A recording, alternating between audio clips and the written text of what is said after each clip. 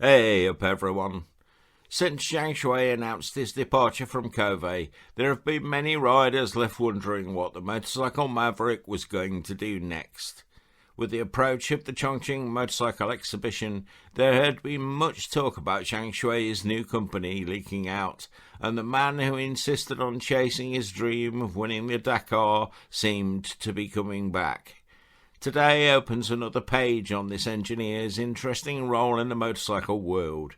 We knew that a 3-cylinder 800cc adventure bike and sports bike were in the pipeline, but this latest release was a surprise.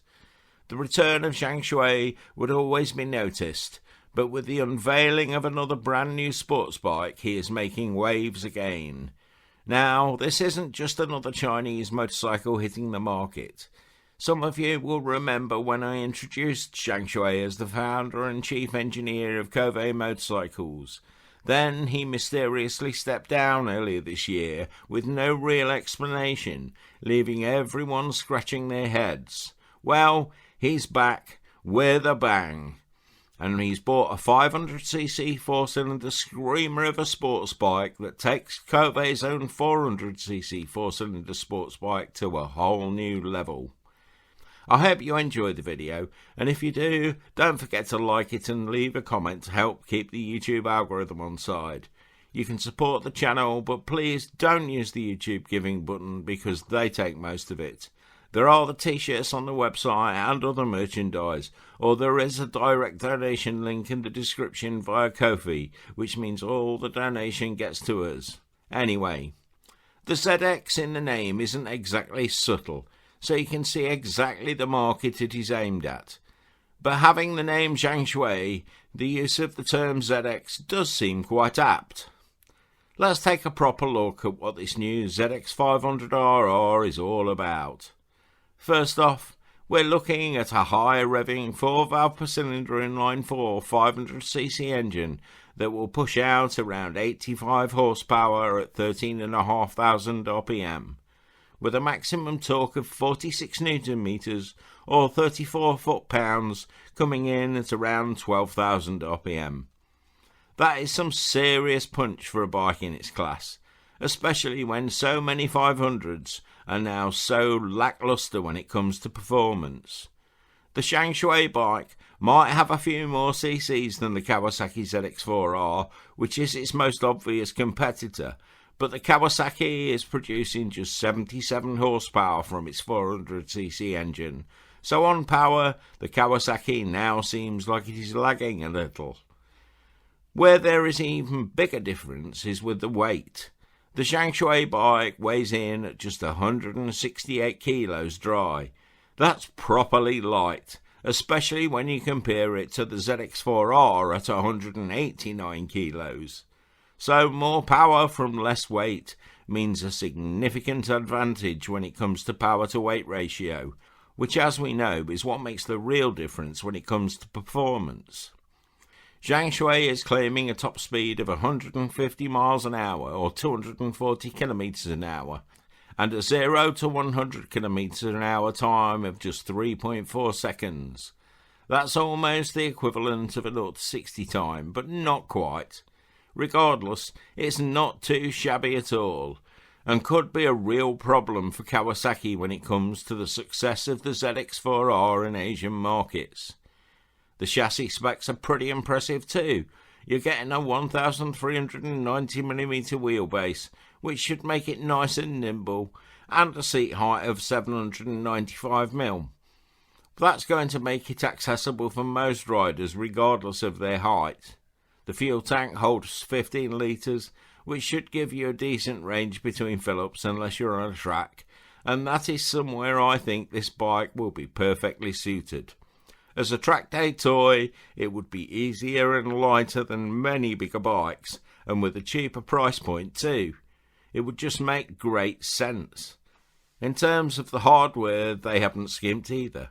You're looking at a fully adjustable upside-down front fork setup, radial mount brake calipers, and the ubiquitous TFT display. I might not like them, but they are on everything these days. At least with this one you get some trick information included, like a bank angle indicator, so you can see how far you've managed to lean the bike over. That suggests that there is at least a basic inertial measurement unit in there somewhere, but it could be the same 6-axis IMU we see on many more expensive bikes on the market. The single-sided swing arm is a nice touch too, and from what I've seen it isn't a copy of someone else's. It does mean that they've been able to use a fatter 180 section rear tyre than the Kawasaki uses too. The build quality looks pretty decent throughout. The welds are clean, the finish appears top notch, and they've used proper branded components where it matters. The aluminium top yoke is nicely machined, and the overall fit and finish seems to be right up there with the best on the market. These are all the things that made us all take a longer look at the Kove than we do at most Chinese brands. So again, it looks like the hand of Shang Xue is more concerned with quality long-term than improving short-term profit margins. The styling is, well, let's be honest, a bit of a mishmash. It's borrowed quite a few design cues from various Japanese bikes, but you've got bits that look like they've got Ducati, BMW, Suzuki and Kawasaki DNA in there.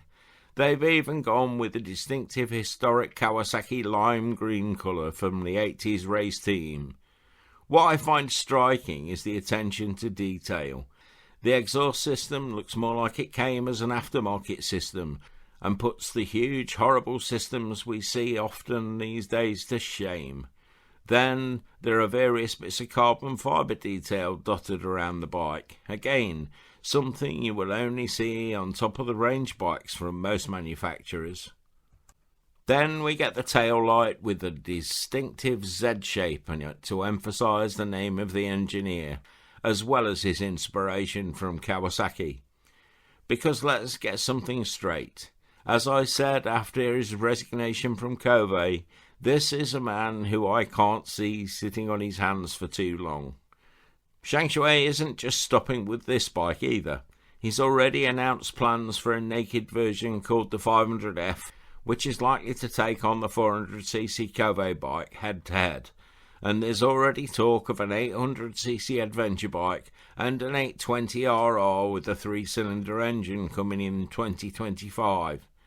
The 800cc 3-cylinder engine is touted to have a maximum power of 136 horsepower, which is just a little higher than the Triumph 765, interestingly, and 0 to 100 km/h acceleration time of just 2.8 seconds. Now I know what some of you might be thinking. It's just another Chinese copy. But I reckon there's more to it than that. The only mid-sized 4-cylinder sports bike is the Kawasaki ZX4R now, and with a market devoid of 600cc 4-cylinder sports bikes, there is an empty niche in the market. This isn't some backyard operation either. This is a proper engineering effort from a man who has shown his passion for the industry we all love. Someone who has already proven that they can build competitive bikes with Kove. CF Moto were talking about a new 4-cylinder 500cc bike along with the new 675 Triple, but it hasn't arrived as quickly as the Triple. So this is a sector that's wide open, and I think we need some good mid-sized sports bikes. What I find fascinating is how quickly this has all come together. Zhang Xue only left Kove in February, and less than 10 months later we're looking at a fully developed motorcycle. Yes, they had a head start from the work he had already done working on the Kove Supersport 300 race team and their 400cc road bikes, but they have got a seriously efficient development process going on.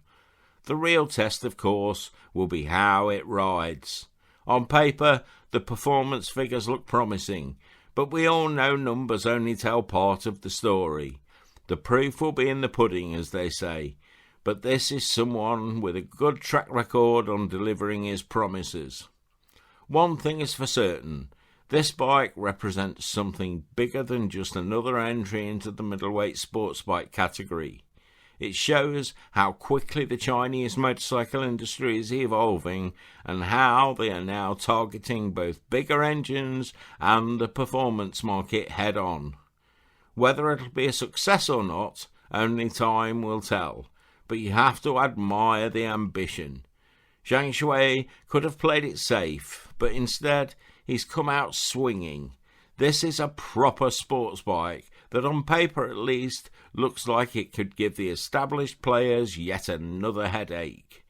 It does pose more questions about what happened at Kove and what his relationship with them is now.